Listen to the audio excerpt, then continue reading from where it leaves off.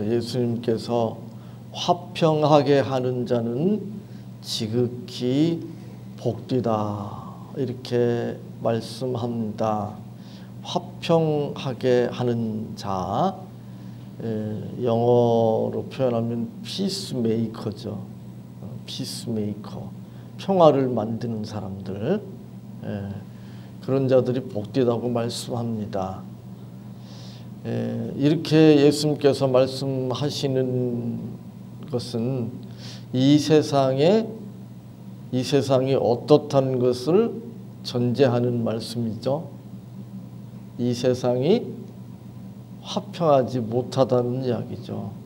이 세상은 화평하지 못한데 믿는 자들은, 그리스도인들은 이 세상에서 화평을 만드는 자들이 되어야 한다 라고 예수님께서 말씀합니다.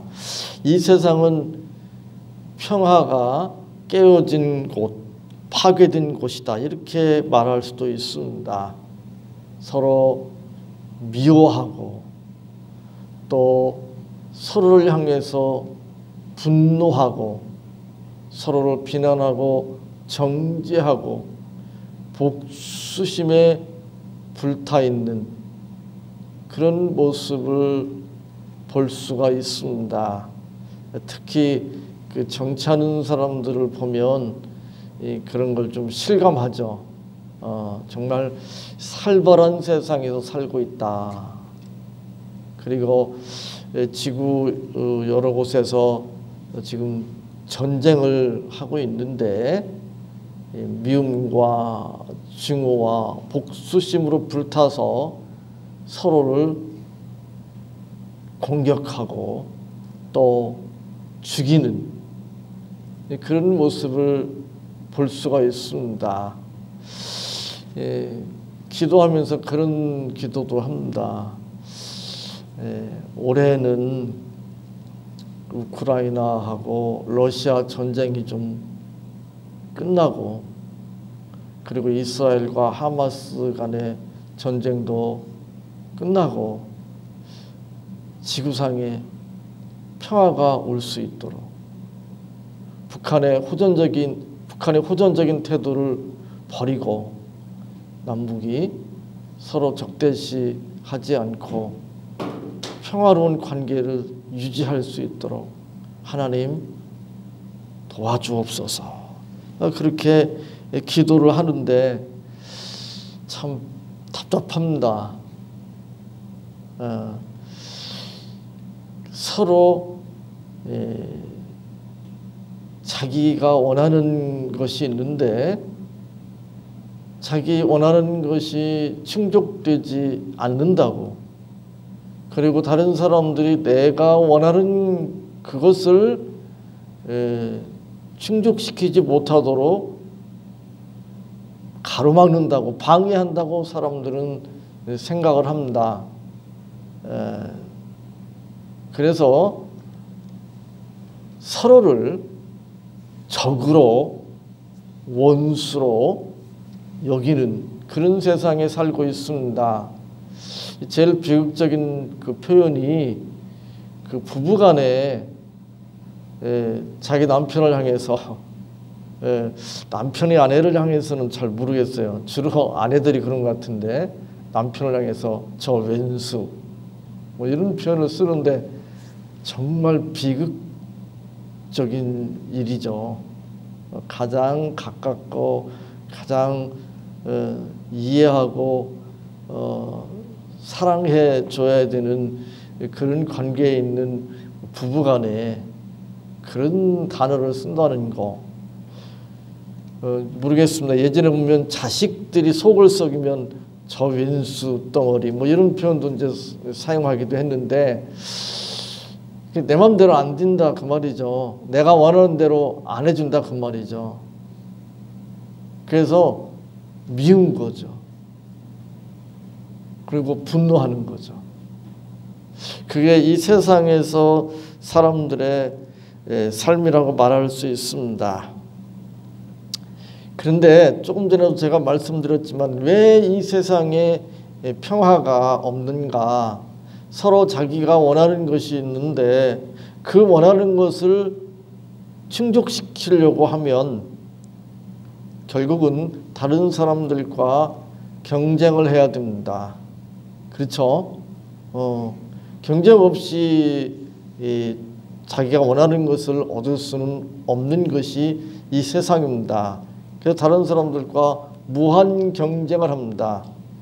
그래서 서로가 경쟁 상대, 라이벌이고 상대방을 눌러야, 뭐 좋게 말하면 상대방을 이겨야 내가 평화를 누릴 수 있다고 사람들은 생각합니다. 그런데 힘에 의한 평화, 그걸 이제 그 팍스 로마나 그런 표현을 쓰는데 로마가 이룬 평화가 힘에 의한 평화였잖아요. 그 막강한 군대력을 가지고 주변에 있는 나라들을 정복합니다.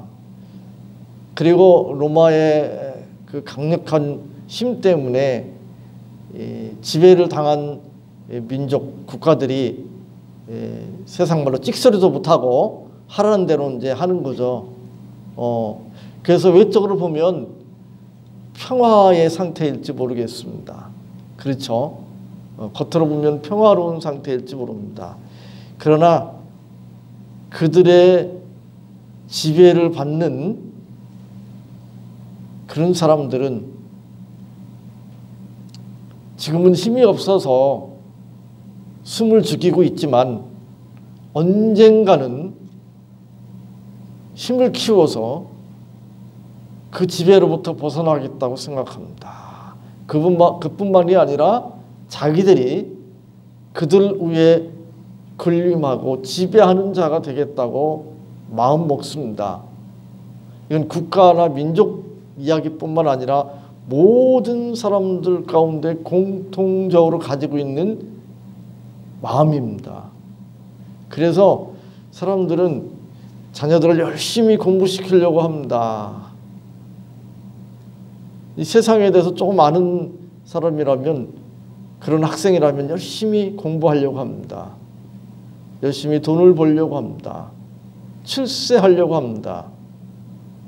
세상 사람들이 왜 그렇게 하는가? 다른 사람들보다 힘을 가지기를 원하는 거예요. 그것이 지식의 힘일 수도 있고 권력의 힘일 수도 있고 물질의 힘일 수도 있습니다. 아주 원시적일 수 있지만 주먹의 힘일 수도 있습니다. 그리고 그것을 통해서 다른 사람들 위에 군림하고 다른 사람들을 지배하려고 합니다. 그리고 자기가 원하는 것을 얻고 평화를 누리려고 합니다. 그것이 이 세상의 모습이라고 말할 수 있습니다. 그러나 그 세상의 평화라고 하는 것은 오래가지 못합니다. 우리가 이 역사상, 인류 역사상에 나타난 그 제국들이 있잖아요. 이집트를 비롯해서 그 후에 뭐 아수르라든지 바벨론이라든지 또 이 페르시아라든지 그리스 로마라든지 그런 세계를 지배했다고 하는 그런 제국들이 등장했지만 다 지금은 그들이 그저 세계를 지배하는 패권을 가진 그런 제국이 아니라 조그만 나라들이에요. 뭐 별로 이렇게 사람들이 기억해 주지도 않는 그런 조그만 힘이 없는 나라로 전락한 그런 모습들을 보게 됩니다. 결국 무슨 이야기인가 하면 영원할 수가 없습니다. 일시적입니다. 다른 세력이 또 일어나서 군림하고 지배합니다. 그리고 그 제국이 영원할 것 같지만 영원하지 않습니다. 인류 역사가 증명하잖아요. 지금 세계를 쥐락펴락하는 미국과 중국, 무슨 러시아 이런 나라들도 영원할 것 같지만 전혀 망할 것 같지 않지만 그러나 지금까지 인류 역사를 보면 영원하지 않을까라고 하는 것을 우리는 쉽게 추측할 수 있습니다.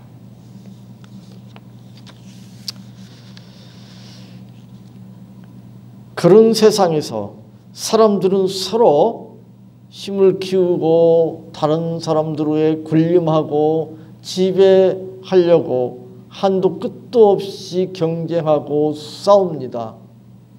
그런 세상에는 평화가 있을 수 없습니다. 그런데 예수님께서는 우리에게 말씀하시기를 화평하게 하는 자는 복이 있다고 말씀합니다. 그 말은 화평하게 하는 자가 되라고 하는 말씀이죠.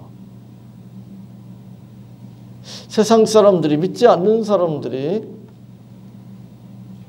어떻게든지 힘을 가지고 다른 사람들을 위해서 군림하고 다른 사람들을 지배하려고 하는, 그래서 서로 싸울 수밖에 없는, 평화가 없는 세상이라고 하는 것을 말씀드렸는데, 근데 세상은 그렇다고 하고 그렇다 치더라도 교회는 어떤가?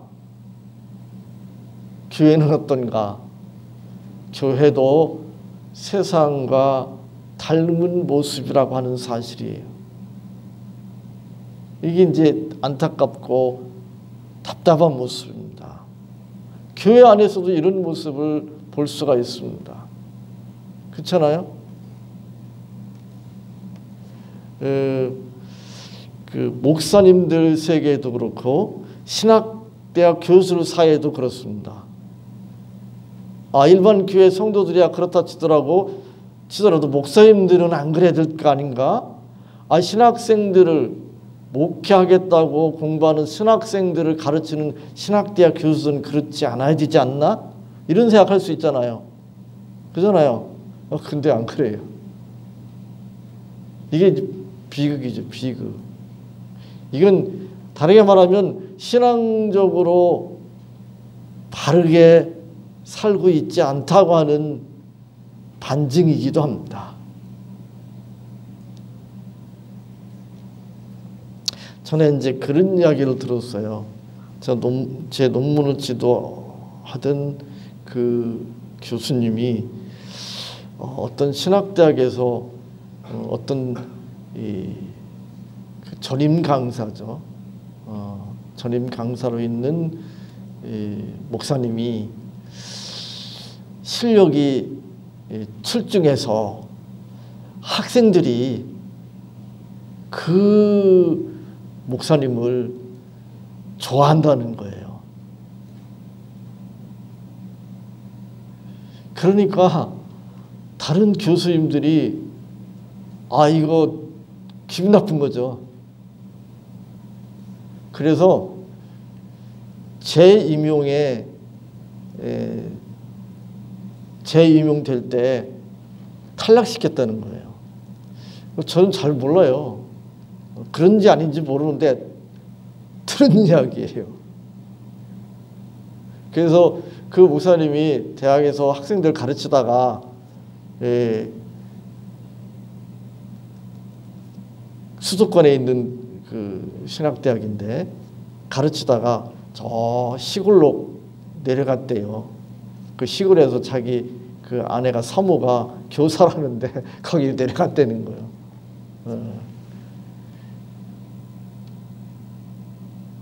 이게 이제 세상이에요, 세상. 제가 전에 그 대학 다닐 때 불어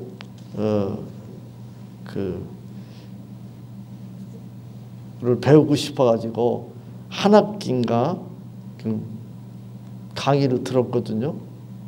근데 그 교수님이 유관순 열사의 사촌 되는 그런 분이었는데, 그분은 학력이 고등학교 졸업이었습니다.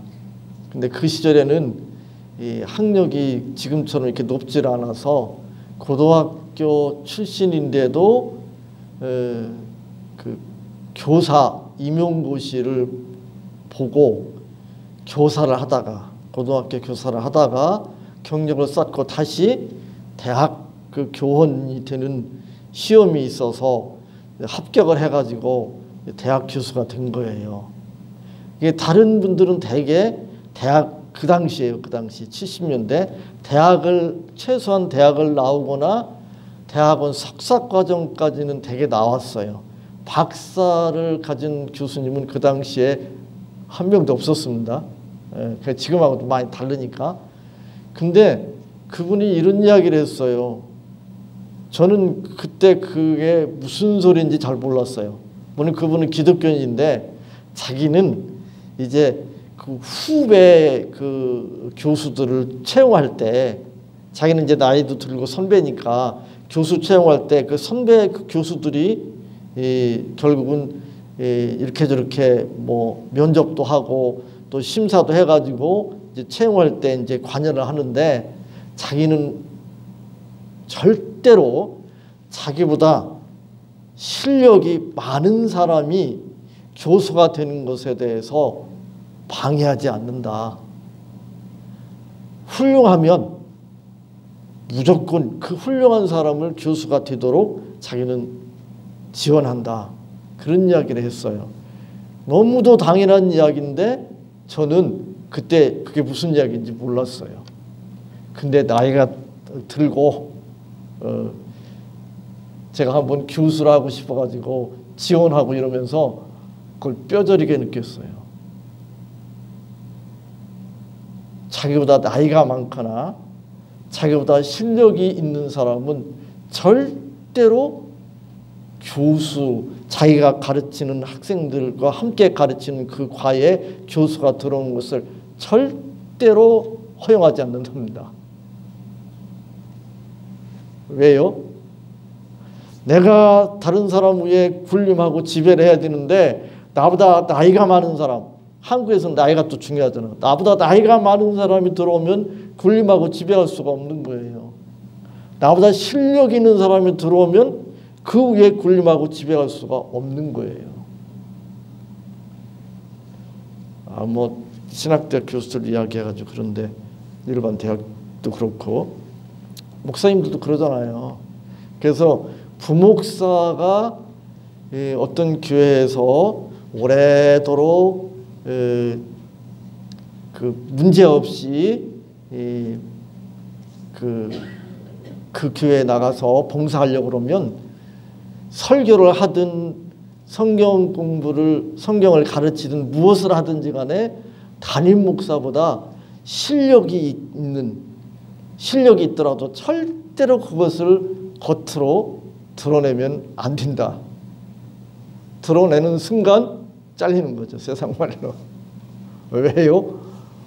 담임 목사가 자기보다 실력이 있는 사람 밑에 두면 이거 어떻게 해요? 교인들이 그쪽으로 쏠릴 텐데 나보다 실력인데 어떻게 그 사람 위해서 군림하고 지배할 수가 있어요? 못하죠. 그러니까 교회도 그렇다고 제가 말씀드리는 거예요. 목사들도 그렇고 신학대학 교수들도. 이게 그러니까 서로 라이벌이고 서로 경쟁을 하고 서로 적이고 그래서 서로 싸우고 그래서 평화가 없어요. 그런 까닭에 예수님께서 이렇게 말씀하시는 거예요. 화평하게 하는 자가 복이 있다. 지극히 복이 있다. 얼만큼 복이 있는가? 하나님의 아들이라 일컬음을 받을 것이며 하나님의 아들이라 일컬음을 받을 것이며 하나님의 아들이라고 일컬음을 받는다고 하는 이야기는 하나님과 가까운 하나님과 친밀한 하나님과 교제하는 그런 존재뿐만 아니라 하나님의 나라를 천국을 유업으로 물려받을 상속자라는 의미잖아요. 이보다 더 큰 복이 어디가 있습니까? 사람들은 재벌 자녀로 태어나기를 바랐을 것입니다. 물론 뭐 태어날 때 그런 의식 가지고 태어나는 건 아니니까 태어난 후에 우리 아버지가 재벌이었으면 그런 생각 한 번쯤은 했을 겁니다. 저도 재벌까지는 아니라고 하더라도 그런 생각은 많이 해봤거든요. 요즘은 안 그러는데 다들 돌아가셨으니까 젊었을 때 그런 생각을 많이 해봤어요. 우리 부모님이 학력도 좀 뛰어나고 이게 또 돈도 좀 많았더라면 내가 지금 이렇게 고생하지는 않을 텐데 그런 생각을 많이 해봤어요. 원망은 안 했지만 그런 부모 밑에서 태어난 사람들이 부럽긴 하더라고요.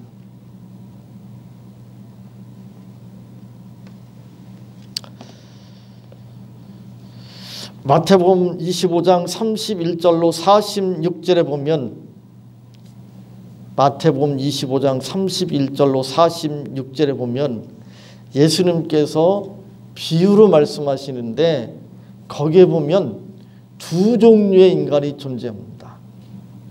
적어도 그들은 신자라고 말할 수 있는데 첫 번째 종류의 인간들은 염소 같은 신자들입니다. 또 한 부류는 양 같은 신자입니다. 염소 같은 신자가 어떤 신자들인가? 다른 사람들이 줄이고 목마르고 헐벗고 병들고 갇혀 있는데 그것을 보고 어떻게 합니까? 아무런 반응도 없습니다. 아무런 반응도 없어요.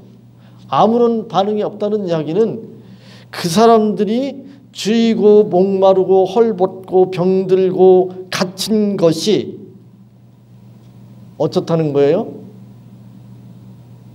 당연하다라고 생각하는 거예요. 그 사람들은 다르게 말하면 열등하기 때문에 당연히 줄이고 목마르고 헐벗고 병들고 갇혀도 세상 말로 싸다, 이런 식의 생각을 가지고 있는 거예요. 나는 그 사람들에 비해서 우월하기 때문에 줄이지도 않고 목마르지도 않고 헐벗지도 않고 병들지도 않고 갇히지도 않았다, 이렇게 생각하는 거예요. 그래서 나는 그들보다 우월하기 때문에 이렇게 살고 그 사람들은 나보다 열등하니까 그렇게 사는 것이 당연하다고 생각하는 거예요. 그러니까 그런 사람들에 대해서 아무 관심도 없고 또 아무런 반응도 보이지 않는 거예요. 그런데 양 같은 신자들은 어떻게 합니까? 그런 사람들을 보고 반응을 보이는 거예요. 그래서 줄이고 목마르고 헐벗고 병들고 갇힌 자들을 성경 표현대로 보면 공양을 합니다. 공양. 섬기는 거죠. 그들을 공양하는 거예요. 다른 사람들을 섬긴다는 이야기는 다른 사람들을 나보다 열등한 존재로 보는 게 아니라는 거예요. 내가 다른 사람들을 돕고 섬긴다는 것은 다른 사람들을 나와 대등하거나 나보다 우월한 존재로 보는 거예요. 자기를 낮추는 거예요. 그건 아닐 것 같은데요? 그게 아니죠. 마태복음 25장 31절로 46절에 보면 예수님의 말씀을 보면 분명히 알 수 있어요. 그러니까 지금 사람들이 줄이고 목마르고 헐벗고 병들고 갇힌 자를 돌아보지 않은 사람들을 향해서 내가 줄이고 목마르고 헐벗고 병들고 갇혔을 때 나를 돌아보지 않았다. 무슨 얘기예요? 예수님이 줄이고 목마르고 헐벗고 병들고 갇혔으면 저희들이 당연히 공양을 했죠. 왜?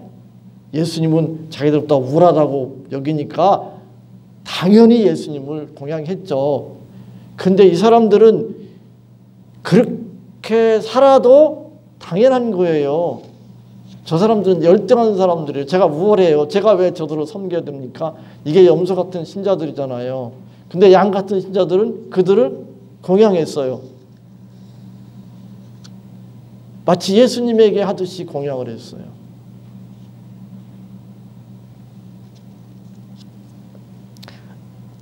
바로 이런 자세를 가지고 살아갈 때 세상에서 평화가 만들어지는 거죠. 평화가 만들어지는 거예요. 우리가 왜 다른 사람 섬기지 못하는 거죠? 내가 다른 사람 섬기면 내가 열등한 자가 된다고 생각하는 거예요. 내가 다른 사람의 대접을 받아야 내가 우월한 존재라고 생각하는 거예요. 그러니까 열등하다고 생각하는 존재에 대해서 섬길 수가 없는 거예요. 공양할 수가 없는 거예요. 그들이 그냥 일반 사람들이 아니고 예수님이었다면 당연히 공양했겠죠. 근데 일반 사람들이니까, 그리고 그 사람들이 그렇게 살아도 당연하다고 생각하니까, 그 사람들은 열등하니까 내가 왜 그 사람들을 섬길 이유가 없지. 이게 염소 같은 신자들 있잖아요. 그러나 양 같은 신자는 정반대의 자세를 가지고 살아가는 것을 볼 수가 있습니다. 우리는 이 세상 살아가면서 이런 자세를 가져야 됩니다.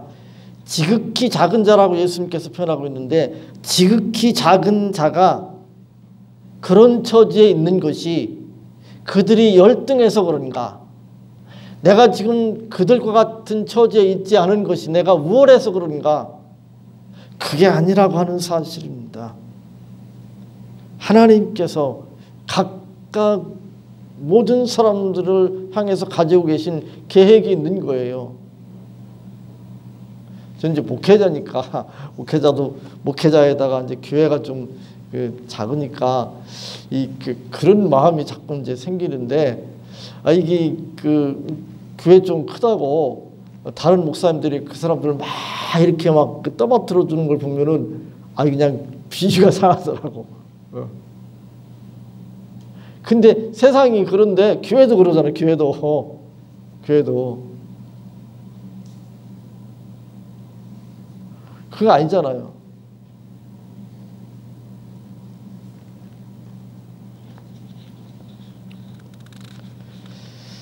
주님은 말씀합니다. 비유를 통해서 염소 같은 신자가 아니라 양 같은 신자가 되라고 말씀합니다.